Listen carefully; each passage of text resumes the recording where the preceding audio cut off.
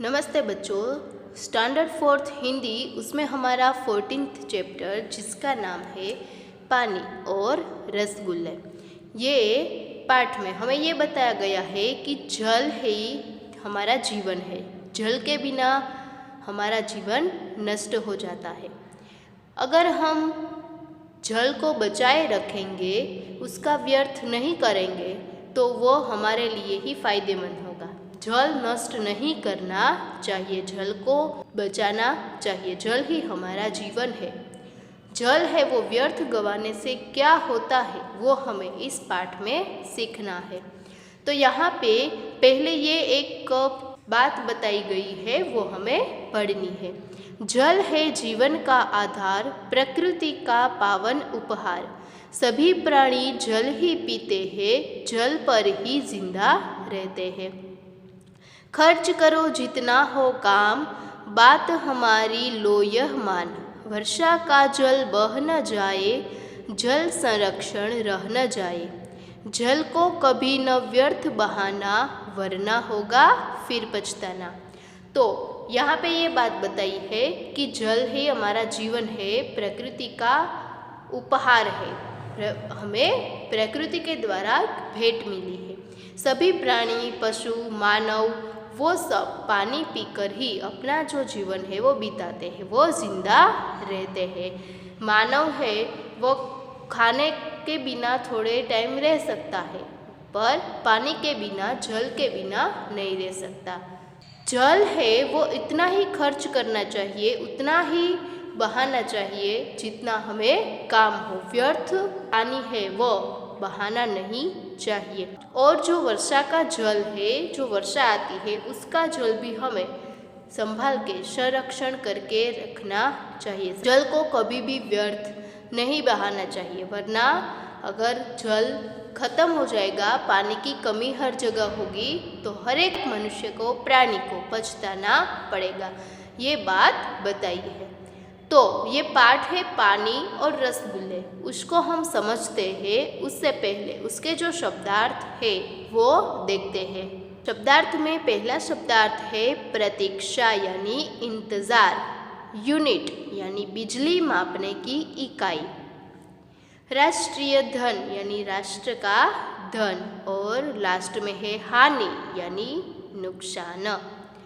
तो ये शब्दार्थ है वो आपको समझने हैं। अब हम हमारा जो पाठ है पानी और रसगुल्ला वो देखते हैं। तो इस पाठ में पात्र यानी कौन कौन से कैरेक्टर है वो यहाँ पे बताया। ये लड़का है मुन्नू, उसकी बहन यानी लड़की है बिमला, उसके भैया और भाभी है, भैया और भाभी, बिमला और मुन्नू, ये चार पात्र है।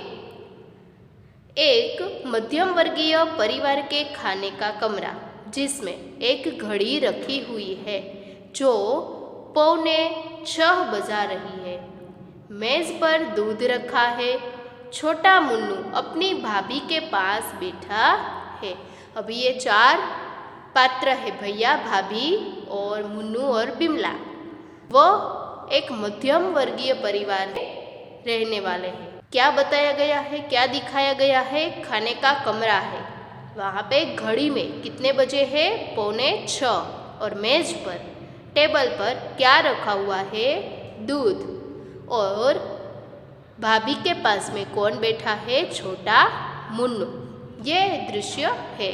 अब आगे हम पढ़ते हैं। यहाँ पे देखो, भैया, भाभी और ये मुन्नू है, और घड़ी में कितने बजे है? 5:45। मुन्नू ने कहा, भाभी 5:45 बज गए, आज अभी तक भैया नहीं आए। मैंने आज रसगुल्ले मंगवाए हैं। मुन्नू है वो उसकी भाभी के पास बैठा है, तो उसे क्या बता रहा है कि 5:45 बज गए, फिर भी अभी तक भैया नहीं आए, क्योंकि मैंने उसके साथ रसगुल्ले मंगवाए थे। भाभी बोल रही, वे रसगुल्ले लाएंगे तो कहीं भाग थोड़े ही जाएंगे, खेल कर खा लेना। तो भाभी ने उसे क्या बताया कि हाँ, वो रसगुल्ले तो लाएंगे ही, तो हमारे पास ही रहेंगे, वो रसगुल्ले थोड़े ही भाग जाएंगे, तो थोड़ी देर आप खेल लो, फिर बाद में खा लेना। मुन्नू कह रहा है, नहीं भाभी, मैं तो ताज़े ताज़े रसगुल्ले खाऊंगा। वो क्या बताया उसने? मुझे तो ताज़े ताज़े यानी जब आए तब उसी वक्त रसगुल्ले खा लेना है। भैया ने बोला, भैया प्रवेश करते हुए यानी तभी वो दोनों बातें कर रहे उसी टाइम उसके भैया है वो आते हैं। ताज़े ही नहीं बल्कि ठंडे ठंडे भी, खूब रसगुल्ले खाओ। भैया ने क्या बताया? ताज़े ही नहीं बल्कि क्या है वो पूरे ठंडे वो रसगुल्ले आप खाओ। मुन्नू ने बताया, बड़े अच्छे हैं मेरे भैया। उसने अपने भैया की तारीफ करते हुए क्या बताया कि मेरे भैया तो बहुत अच्छे हैं। मुन्नू खड़ा होकर कूद कूद कर गाते हुए, बड़े भले हैं मेरे भैया बल्ले बल्ले, मुझे खिलाते हैं रसगुल्ले बल्ले बल्ले। तो ये मुन्नू है वो खुश होकर नाचने लगता है। और क्या वो गाने लगता है? देखो यहाँ पे वो कूद कूद कर गा रहा है क्या कि मेरे भैया भले हैं अच्छे हैं और वो मेरे लिए क्या लाते हैं, मुझे क्या खिलाते हैं, रसगुल्ले। वो ऐसे ही उछल कर कूद कर खुश होकर नाचने लगता है और गाने लगता है। तो आप यहाँ पे देख रहे हो भैया है वो रसगुल्ले लेकर आ रहे हैं और मुन्नू है वो कूद रहा है, खुश होकर उछल रहा है। भाभी, अरे मुन्नू जा हाथ धोकर जल्दी आ। अभी भाभी है वो मुन्नू को बोलती है कि आप जल्दी से हाथ धोकर आ जाओ और ठंडे ठंडे मीठे ताज़े रसगुल्ले खाओ। तो मुन्नू कहता है, अभी आया हाथ धोकर। मुन्नू हाथ धोकर नल को खुला छोड़ देता है। मुन्नू जल्दी से हाथ धोने के लिए तो जाता है, पर वो क्या गलती कर बैठता है कि वह हाथ धोकर नल को खुला ही छोड़ देता है, नल को बंद करना भूल जाता है। तो उससे क्या होता है? पानी है वो व्यर्थ ही बह जाता है यानी उसका व्यय होता है। भैया अखबार मेज पर रखते हुए, मुन्नू तुम नल बंद करके नहीं आए? मुन्नू वो बोल रहा है, ओह मैं भूल गया। भैया है वो मेज पर अखबार रखकर, भैया है वो ये सब देखते हैं। उसने अखबार यानी जो वो न्यूज़पेपर पढ़ रहे थे वो उसने मेज पर रखा और उसे यह बताया कि मुन्नू तुमने नल बंद नहीं किया। तो मुन्नू है वो कहता है कि मैं भूल गया। भैया कहते हैं तो फिर जाओ नल बंद कराओ। भाभी, अरे नल भी बंद हो जाएगा, बेचारे को रसगुल्ले तो खाने दीजिए। कब से बैठा रसगुल्लों की प्रतीक्षा कर रहा है। तो भैया ने नल बंद करने को उसे बोला तो भाभी ने क्या बताया कि नल तो बंद हो जाएगा, बेचारे को रसगुल्ले खाने दीजिए। वह कब से बैठा रसगुल्लों की प्रतीक्षा यानी इंतज़ार कर रहा है। प्रतीक्षा का अर्थ क्या होता है? इंतज़ार करना। भैया कह रहे हैं, जहाँ इतनी देर प्रतीक्षा की है वहाँ कुछ मिनट और सही। भैया ने बताया कि आपने इतने टाइम प्रतीक्षा की, राह देखी, इतनी देर तक राह देखी, तो यहाँ पे नल बंद करने के लिए कुछ मिनट ही देर लगेगी, कुछ मिनट ही राह देखनी पड़ेगी। इतनी देर तक आपने प्रतीक्षा की तो कुछ मिनट और प्रतीक्षा कर लो। वो कौन बताता है? भैया। भाभी ने कहा मुन्नू की तरफ रसगुल्लों की प्लेट बढ़ाते हुए, आज 10-20 मिनट नल खुला भी रह जाएगा तो ऐसा क्या बिगड़ जाएगा? भाभी ने यह बताया। मुन्नू की तरफ रसगुल्ले की प्लेट है वो आगे बढ़ाते हुए ये बताया कि अगर 10-20 मिनट नल खुला रह जाएगा तो उससे हमारा क्या हो जाएगा? वो कौन बताता है? भाभी है वो ये बात कहती है कि उससे हमारा कुछ नहीं बिगड़ेगा। भैया, नहीं, जाओ पहले नल बंद करके आओ। मुन्नू नल बंद करके आता है। भैया है वो बताते हैं कि नहीं, पहले नल बंद करके आओ फिर आके रसगुल्ले खा लेना। तो फिर मुन्नू है वो नल बंद करने जाता है। मुन्नू रसगुल्लों को चम्मच से काटते हुए, भैया आप भी ना, पानी से सस्ती और क्या चीज़ है?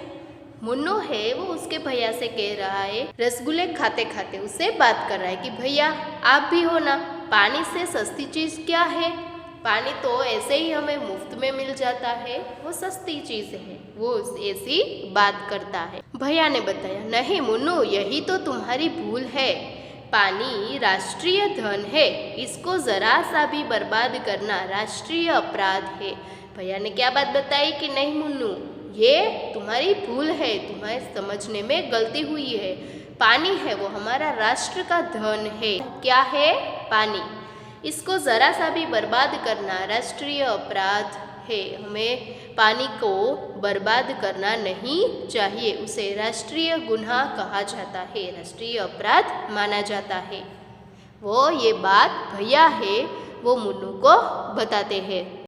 वो बोलता है आश्चर्य से, राष्ट्रीय अपराध वह कैसे? ये बात सुनकर वह थोड़ा चौंक जाता है और कहता है कि राष्ट्रीय अपराध वो कैसे होता है? भैया ने बताया, यो समझो मुन्नू, कभी तुम नल खुला छोड़ आए, कभी बिमला और कभी नौकर ने यह भूल की। इस तरह यदि एक नल 1 घंटा प्रतिदिन खुला रहा तो जानते हो कितना पानी बह जाएगा? वर्ष भर में 15,000 गैलन। अभी भैया है वो ये बात समझाते हुए कहता है कि अगर कभी तुमने नल खुला छोड़ दिया, कभी बिमला छोड़ आती है, बिमला कौन है? उसकी बहन, और कभी नौकर है वो ये गलती कर बैठता है, तो पूरे दिन में 1 घंटा प्रतिदिन, हर रोज़ 1 घंटा पानी बह जाए, पानी का व्यय हो, तो पूरे वर्ष में 15,000 गैलन पानी का व्यय होता है। गैलन यानी ये एक पानी मापने की इकाई है। मुन्नू कहता है, यह तो बहुत हुआ। क्यों भैया, इस पानी के कितने रुपये देने पड़ेंगे? तो मुन्नू है वो बताता है कि हाँ वो तो बहुत हो गया, पर ये पानी के कितने पैसे लगेंगे? भैया ने बताया, 5 रुपये प्रति 1000 गैलन के हिसाब से पूरे 75 रुपये। भैया है वो बताते हैं कि 1000 गैलन के 5 रुपये हिसाब करते हुए पूरे 75 रुपये लगेंगे। मुन्नू ने हिसाब लगाकर, यानी कि 15 रसगुल्ले बह गए।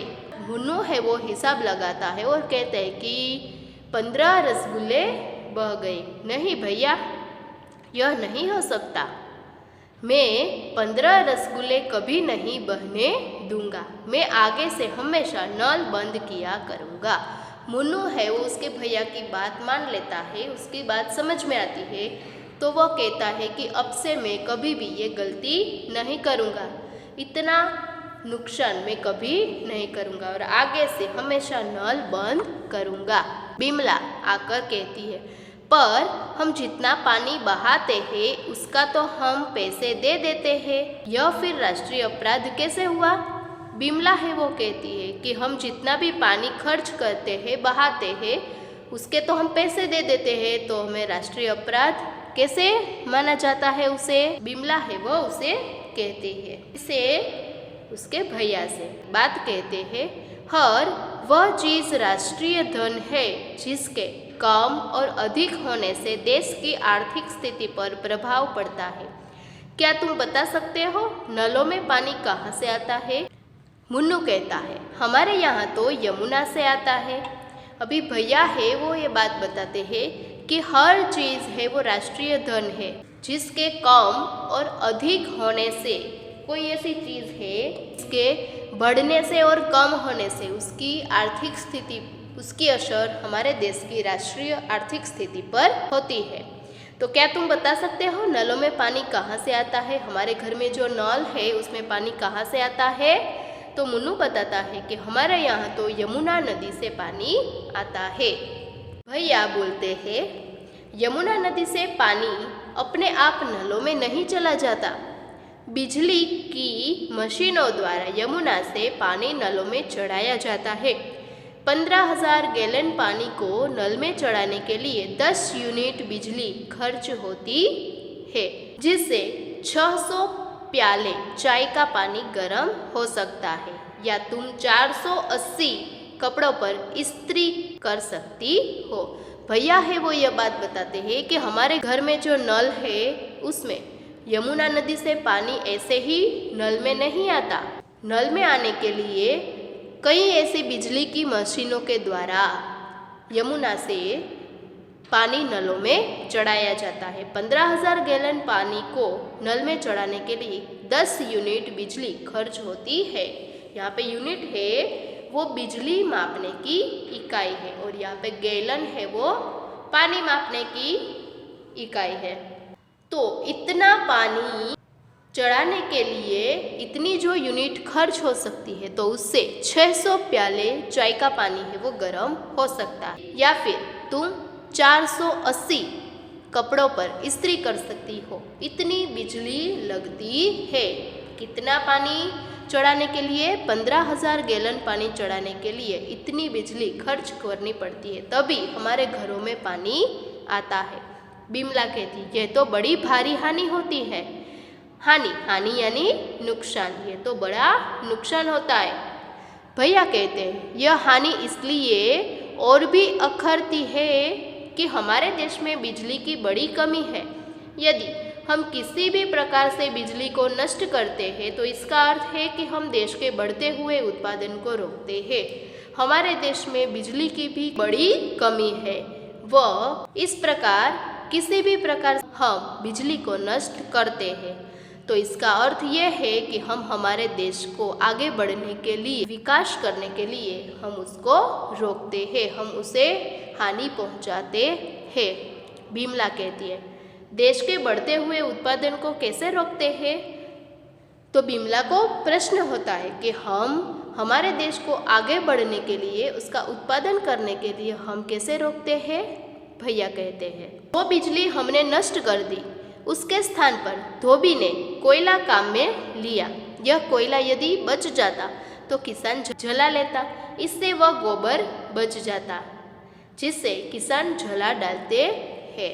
अभी भैया है वो ये बात करते हैं कि धोबी है उसने इस्त्री करने के लिए कोयला जलाया। यदि कोयला बच जाता तो किसान वह जलाकर वह खेतों में खेती कर सकता है और जो गोबर है वो इतना बच जाता है जिसे किसान गोबर डालकर अपनी जो खेती है वो करता है तो वह भी बच जाता। मुन्नू बोलता है और उसकी खाद से किसान अधिक अन्न उपजा सकता था। यही कहना चाहते ना भैया।